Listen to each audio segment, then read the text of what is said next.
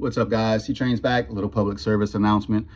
I know I haven't done this one in a while, but lots has changed. I am no longer an owner operator of a fitness facility.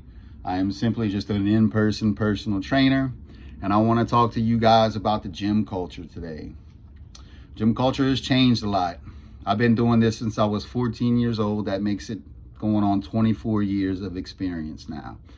I've worked in and worked out at tons of fitness facilities, from Red Laurel's to Bev Francis to Gold's on Venice Beach to my own little personal training studio, other people's little personal training studios and fitness facilities. And I've witnessed and experienced tons of different gym cultures in different areas all across the country. The reason I'm making this video is because I feel like a lot of people are still in the old mindset and in trying to use an old business model. The old way was people only had a few gyms to really choose from. Now you have tons of gyms to choose from. In those old days, you could choose from a couple gyms, and in those gyms, there might be one or two really good personal trainers.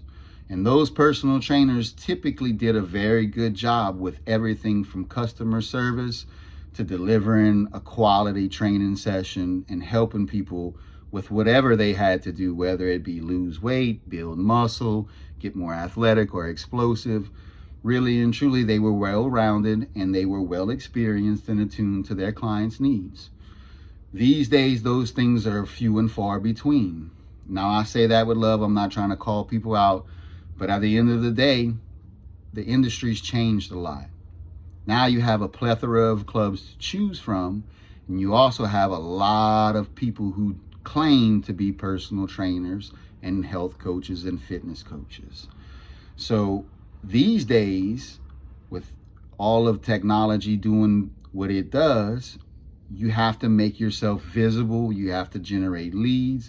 You have to call attention to your service and prove or build rapport with the people who might be your potential client base. That happens very little in this area today because people here don't have the kind of acumen and experience that it takes to really build those skill sets.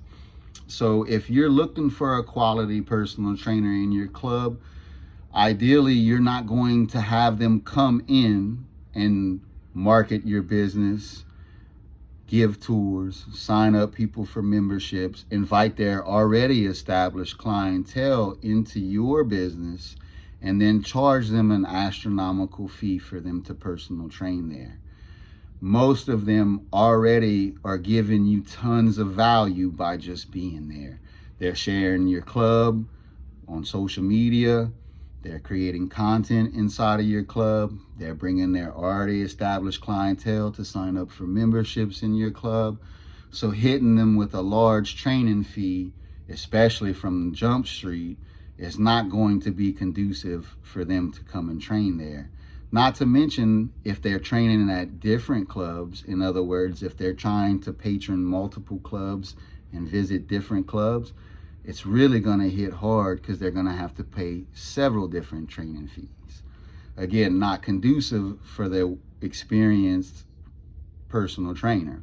Now, on the flip side of that, you can allow for the unexperienced personal trainer to come in and train your club.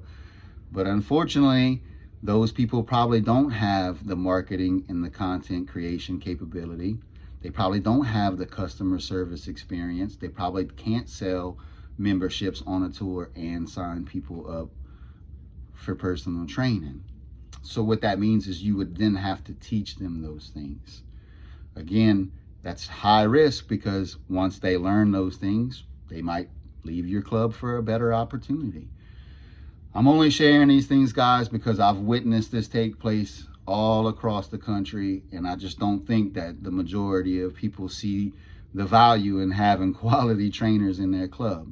Now, I do know a few clubs that are successful in this area and in others, mainly because the people who are training inside that club create tons of value. They deliver a quality service. They're reliable. They show up on time. They do a lot in return to be able to personal train and work inside of these facilities. They don't park in the handicap spot. They're just genuinely good people who deliver a quality service and take pride in that service, which is something I feel strongly about. So I wanted to share this, guys, only to give some insight from my personal experience. I hope that people take this and use this information to help themselves if they are in this business. I was fortunate enough to be relieved of all of those duties now, and I get to enjoy just helping people, because that's what I really and truly love to do. It's unfortunate that here in Louisiana, there's not a lot of people who value those things and understand how those things work. But hopefully us sharing this kind of information brings some insight and helps people build the kind of culture that, you know, people who are interested in fitness want to be a part of. Because really and truly, without that, it's just a building with some weights in it. Ctrain's out, guys. Until the next time, get fit, stay in shape, stay grinding, stay consistent, keep pushing forward. Do the hard things, guys. It really is just about being consistent and doing the hard things. Remember, practice makes improvement. Ctrain's out.